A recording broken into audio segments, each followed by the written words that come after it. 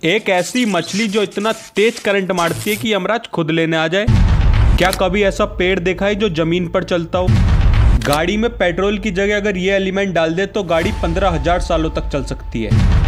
GTA game में पेड़ क्यों नहीं टूटते हैं और ये फिल्म मेकिंग में इसका क्या यूज होता है, और भी बहुत सारे अमेजिंग फैक्ट जो इस वीडियो में तुम्हें देखने को मिलेंगे, तो एंड तक देखना। फैक्ट नंबर 9 इज ये है इलेक्ट्रिक ईल, एक ऐसी मछली जिसे छूते ही 852 वोल्ट का झटका लगता है और ये आपके घर के सॉकेट से 3 गुना ज्यादा है। ये मछली इतनी खतरनाक है कि अपने से बड़े मगरमच्छ जैसे शिकार को भी अपने बिजली के झटकों से पलवर में ढेर कर सकती है। इसका सिर्फ एक झटका इंसान के दिल और सांसों को भी रोकने के लिए काफी है। अब सोचिए, इसका झटका इतना तेज होता है कि 40 वोल्ट का बल्ब भी जला दे। ये मछली सिर्फ शिकार नहीं करती बल्कि अपनी बिजली से दूर से ही दुश्मन को खदेड़ देती है, इसलिए कोई शिकारी इसके आसपास भी नहीं आता। यही नहीं, ये अपने करंट से अपनी साथी मछलियों से बात भी कर लेती है और शिकार को ढूंढने के लिए भी इलेक्ट्रिक वेव्स का इस्तेमाल करती है। इस मछली को छेड़ने की हिम्मत शायद ही कोई कर पाए। फैक्ट नंबर 8 इज, क्या आप यकीन करेंगे कि पृथ्वी पर चलने वाले पेड़ भी होते हैं? जी हाँ, लैटिन अमेरिका में पाए जाने वाले वॉकिंग पॉम ट्री, जिन्हें सोक्रेट या कोरी भी कहा जाता है, ऐसे ही पेड़ हैं। ये पेड़ 15 से 20 मीटर तक लंबे होते हैं और इनकी जड़ें जमीन से बाहर निकली रहती हैं। ये साल में लगभग 20 मीटर तक बढ़ सकते हैं। हालांकि वैज्ञानिक मानते हैं कि ये सच में चलते नहीं है बल्कि सूरज की रोशनी की ओर अपनी जड़ों को फैलाते हैं, जिससे ऐसा लगता है कि ये चल रहे हैं। फैक्ट नंबर 7, GTA ग्राफिक्स को बेहद रियलिस्टिक कहा जाता है, लेकिन लोग इस लॉजिक का मजाक बनाते हैं कि जब कार पोल से टकराती है तो पोल टूट जाता है और पेड़ से टकराती है तो पेड़ अपनी जगह से हिलता तक नहीं है। असल में ये लॉजिक काफी हद तक सटीक है। अब आप किसी रियल रोड एक्सीडेंट का वीडियो देखेंगे तो पाएंगे कि कार पोल या स्ट्रीट लाइट से टकराती है तो वो अक्सर टूट जाती है, लेकिन जब बड़े बड़े ट्रक भी पेड़ से टकराते हैं तो पेड़ अपनी जगह से भी नहीं हिलता है। इसका कारण यह है कि पेड़ की जड़ें जमीन में गहरी और मजबूत होती हैं, जो उन्हें मजबूती से टिकाए रखती हैं, भले ही हादसा कितना ही गंभीर क्यों ना हो। फैक्ट नंबर 6, ये एक ऐसा लिक्विड है कि जब इस पे जोर से घुसा मारा जाता है तो एकदम ठोस हो जाता है, एकदम सॉलिड हो जाता है, लेकिन अगर इस पर कोई प्रेशर ना दिया जाए तो यह लिक्विड की तरह ही बिहेव करता है। इसलिए इसे नॉन न्यूटोनियन लिक्विड फ्लड कहा जाता है। और मजे की बात यह है कि इसे आप अपने घर पर भी बना सकते हो। इसके लिए आपको कॉर्नफ्लोर लेना है और उसमें थोड़ा सा पानी डालना है और कुछ समय बाद ये बिल्कुल नॉन न्यूटोनियन लिक्विड की तरह बिहेव करेगा और इस लिक्विड पर दौड़ा भी जा सकता है। बस खड़े मत होना, अगर खड़े होगे तो डूब जाओगे। फैक्ट नंबर 5, ये है यूरेनियम, एक ऐसा एलिमेंट जिसे अगर आप अपनी गाड़ी में पेट्रोल की जगह यूज करोगे तो सिर्फ 2 किलो यूरेनियम में आपकी कार लगातार 15,000 सालों तक चल सकती है। यूरेनियम सिर्फ 1 ग्राम इतनी बिजली पैदा कर सकता है कि उससे 10 लाख लोगों की आबादी वाले शहर को पूरे 3 साल तक बिजली मिल सकती है। लेकिन फिर भी यूरेनियम का इस्तेमाल कोई भी देश क्यों नहीं करता है? देखो, यूरेनियम भले ही पेट्रोल के मुकाबले काफी सस्ता है, लेकिन इसे हम फ्यूल के तौर पर इस्तेमाल नहीं कर सकते। अगर हम ऐसा करते हैं तो आने वाले 80 सालों तक इसकी एडजस्टमेंट ही वर्ल्ड से खत्म हो जाएगी। यूरेनियम का इस्तेमाल सबसे ज्यादा न्यूक्लियर रिएक्टर को एनर्जी देने में किया जाता है, जिससे हमें इलेक्ट्रिसिटी और कई जरूरी चीजें मिलती है। लेकिन ये एलिमेंट बहुत ही ज्यादा खतरनाक है, जिसका अंदाजा आप इस बात से लगा सकते हैं कि जब हिरोशिमा और नागासाकी पर हिस्ट्री का पहला और इकलौता न्यूक्लियर बॉम्ब गिराया गया था तो